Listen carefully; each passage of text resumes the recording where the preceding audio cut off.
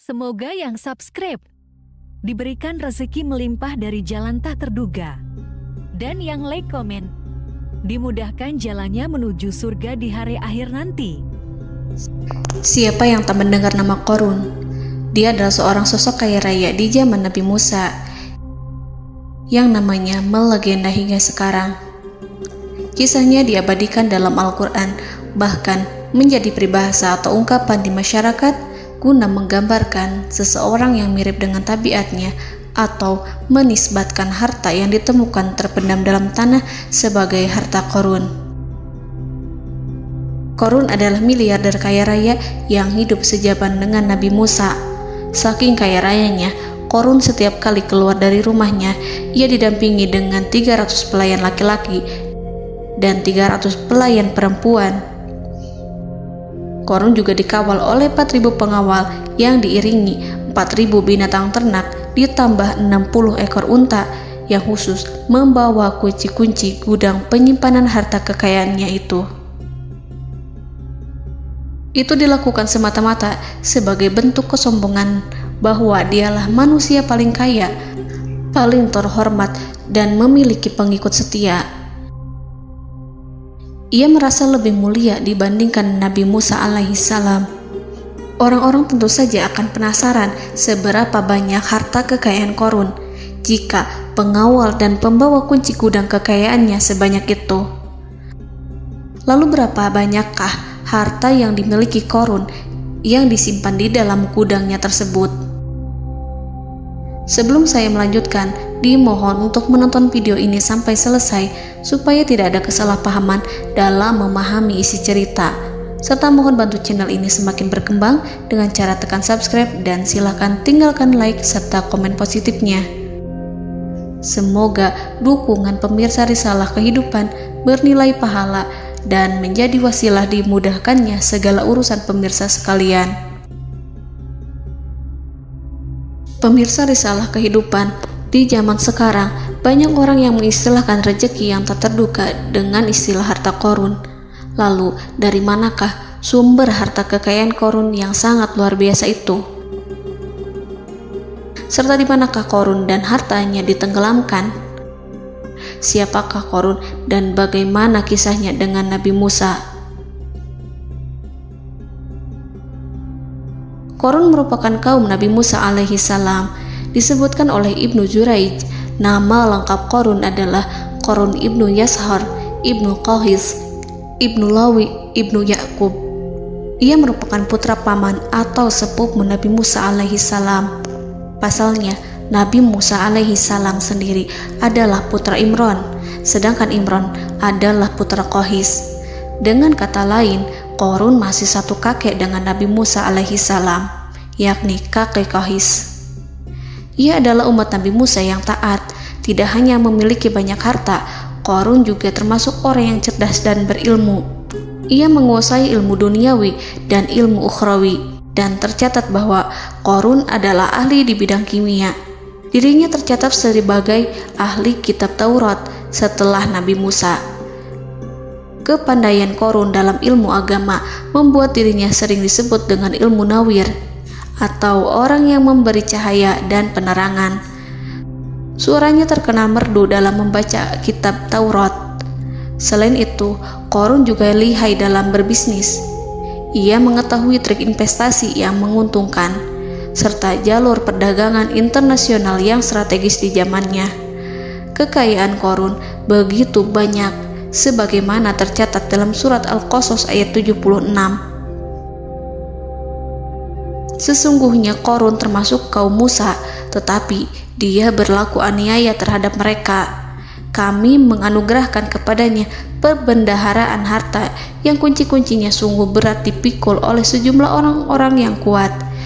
Dalam riwayat Kaisamah disebutkan, kunci gudang kekayaan Qorun dibutuhkan 60 bigol atau sejenis kuda kecil.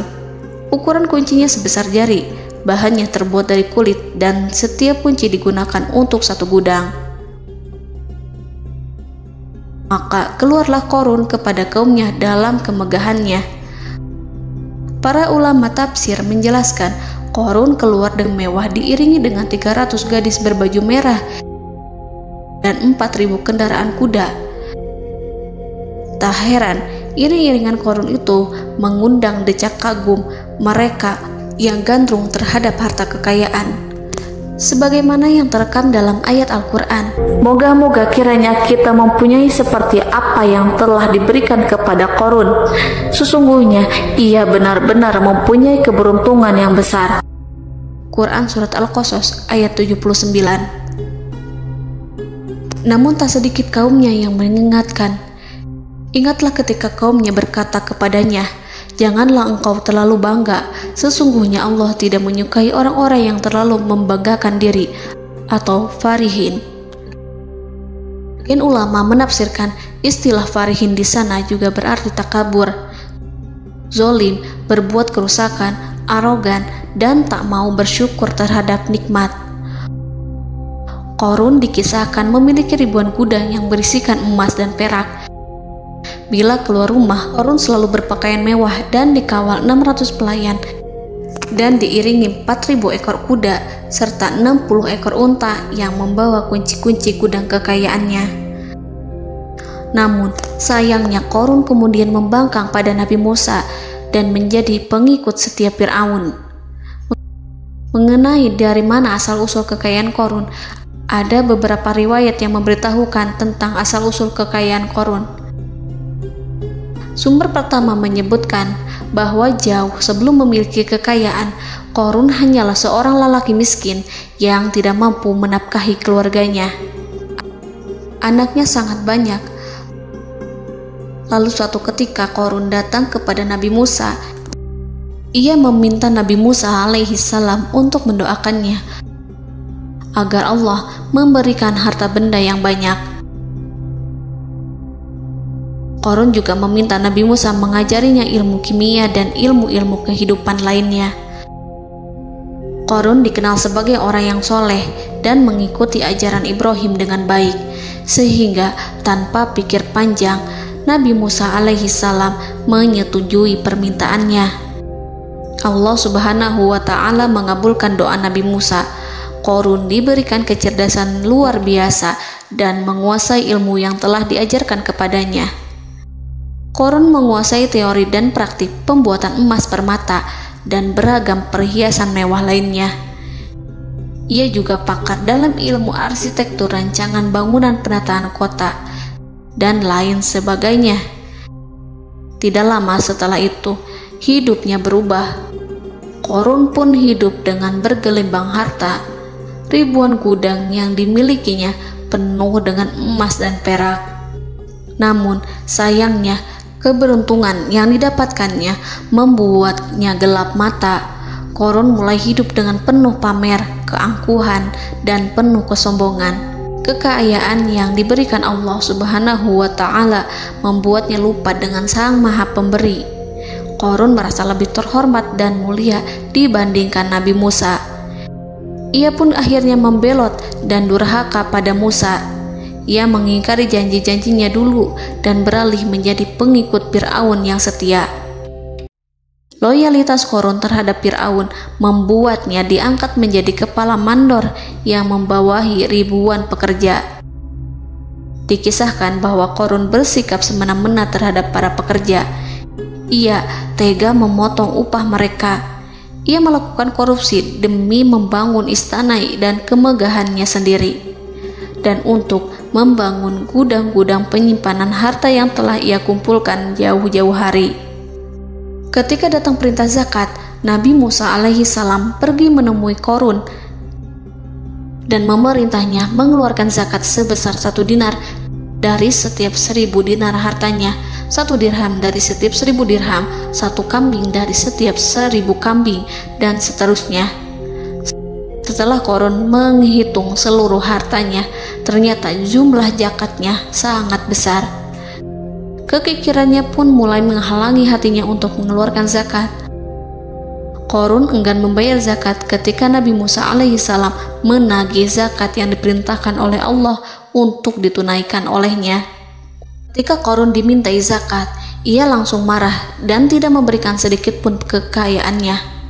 Dia berpikir bahwa harta kekayaan yang dimilikinya didapat dari hasil kerja dan usahanya, dan tidak ada kaitannya dengan siapapun, termasuk Allah Subhanahu wa Ta'ala. Janji Qarun untuk lebih taat beribadah dan membantu sesama jika diberi kekayaan oleh Allah dilupakannya. Dia mempergunakan kekayaannya tersebut dalam kesesatan, kezoliman, dan permusuhan, sehingga membuatnya menjadi sombong dan terlena. Orang-orang beriman pada masa itu sering menasihati Qarun untuk bersyukur atas nikmat yang telah Allah berikan, tetapi dia tidak mengindahkan nasihat tersebut. Dari sikapnya tersebut sudah jelas bahwa Qarun tidak membutuhkan nasihat kebenaran, bahkan merasa tidak takut dengan ancaman Allah. Sebab Qarun merasa sudah memiliki segalanya. Qarun merasa dirinya hebat dan pintar serta punya banyak pengikut setia, punya banyak pengawal dan merasa aman karena dekat dengan Raja Fir'aun. Qarun berkata, "Sesungguhnya aku mendapatkan harta ini karena ilmu yang ada padaku." Qarun sangat sombong. Ia merasa hartanya didapatkannya sendiri tanpa campur tangan dan kehendak Zat yang Maha Kaya, yakni Allah Subhanahu wa Ta'ala.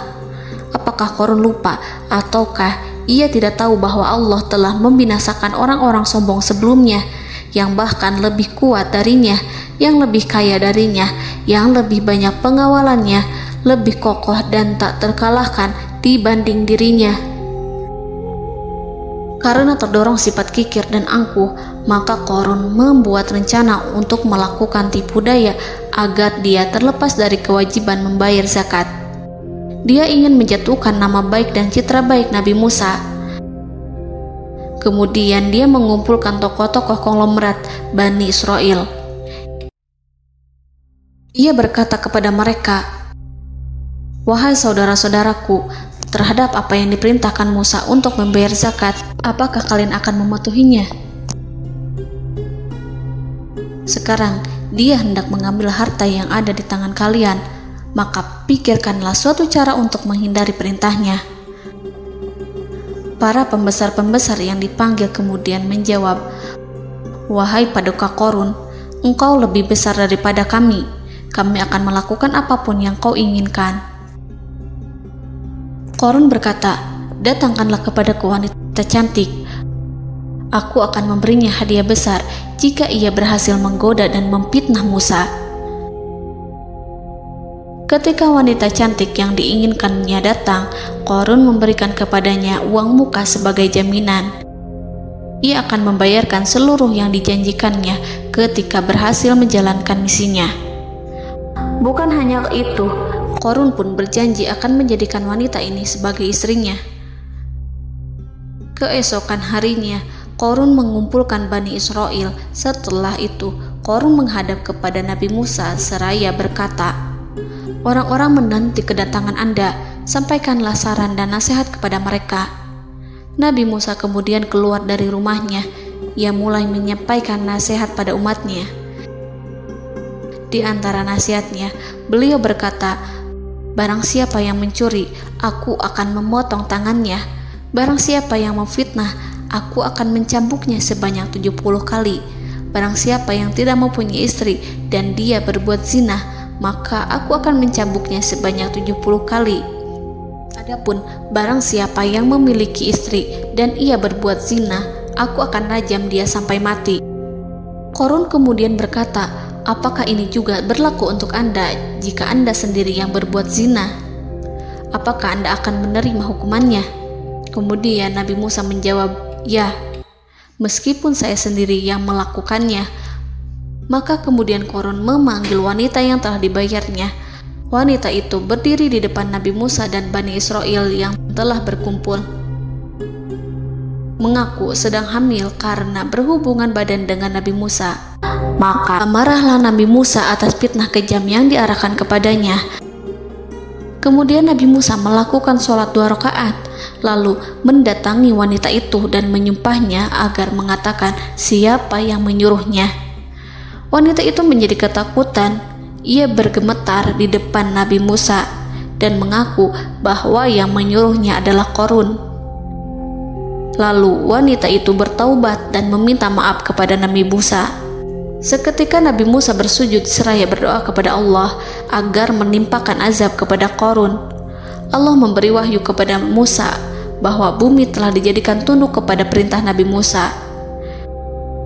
Kemudian Nabi Musa berkata kepada bumi, "Wahai bumi, telanlah Qarun beserta kekayaannya, habiskanlah semua." Kala itu Allah menurunkan wahyu kepada Musa alaihissalam untuk memerintah bumi apapun yang diinginkannya. Begitu Nabi Musa alaihissalam datang dengan wajah sangat marah, barulah Qarun merajuk, "Wahai Musa, sayangilah aku." Sementara Nabi Musa alaihissalam tak bergeming. Beliau lantas berkata pada bumi, "Wahai bumi, ambillah mereka." Seketika rumah Qarun mulai bergetar. Qarun dan antek-anteknya mulai dibenamkan hingga bagian lututnya. Rumahnya ikut turun sedalam lutut. Qarun kembali merajuk, "Sayangilah aku Musa." Rumahnya kembali berguncang. Kini Qarun dan kawan-kawannya kembali terbenam hingga pusar. Demikian pula rumahnya. Qarun terus merajuk, "Wahai Musa, sayangilah aku." Sementara Nabi Musa alaihissalam kembali meminta bumi, "Wahai bumi, ambillah mereka." Rumah Qarun berguncang lagi, sementara Qarun dan kawan-kawannya terus terbenam hingga bagian tenggorokannya. Demikian pula rumahnya. Qarun lagi-lagi menjerit, "Wahai Musa, sayangilah aku." Namun Nabi Musa alaihissalam tak bergeming. Beliau terus meminta bumi menelannya hingga akhirnya Qarun dan kawan-kawannya hilang seluruhnya ditelan bumi. Tak lama setelah itu Allah berkata, "Wahai Musa, apa yang membuatmu bersikap demikian? Padahal demi kemuliaanku, andai dia Qarun berdoa kepadaku, niscaya aku akan rahmati. Maka kami benamkan dia beserta rumahnya ke dalam bumi, maka tidak ada baginya satu golongan pun yang akan menolongnya selain Allah, dan dia tidak termasuk orang-orang yang dapat membela diri." Quran Surat Al-Qasas ayat 81. Lalu di manakah lokasi ditenggelamkannya Qarun beserta harta bendanya? Konon berdasarkan kepercayaan beberapa masyarakat setempat, Qarun ditenggelamkan di sekitar sungai atau danau Moris yang terkenal di kota Payom, negara Mesir. Qarun konon mendirikan istana dan di tempat itu pula ia ditenggelamkan. Dahulu, Qarun berkeinginan membangun sebuah istana, namun tidak diizinkan oleh Fir'aun jika istana itu dibangun di samping istana Fir'aun. Terlebih, Qarun juga tidak ingin membangun istana di tengah pemukiman Bani Israel yang terletak di tanah Jasan. Fir'aun pun memberikan tanah di wilayah Fayom. Kemudian di tepi sungai Payom inilah Qarun membangun istananya yang megah, dan di dalamnya ia membangun Al-Khunuj, gudang penyimpanan harta berisi emas dan perak.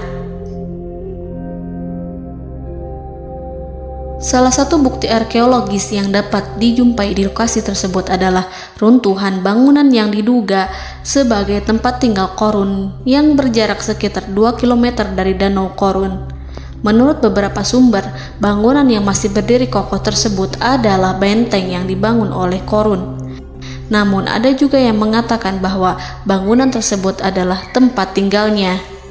Wallahu a'lam.